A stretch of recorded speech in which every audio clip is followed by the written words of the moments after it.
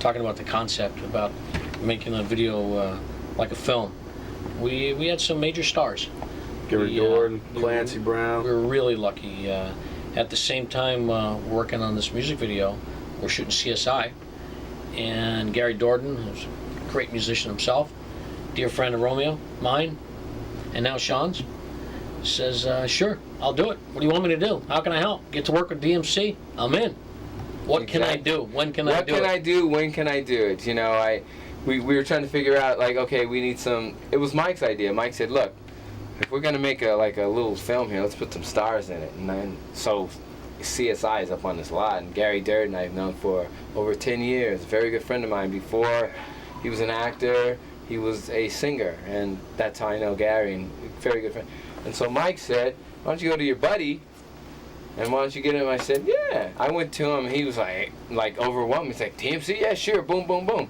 And then Mike said, No. Shawn says we we need else. somebody to play the doctor. The doctor. So we're talking to casting people. Who's going to play the doctor? Who's going to play the doctor?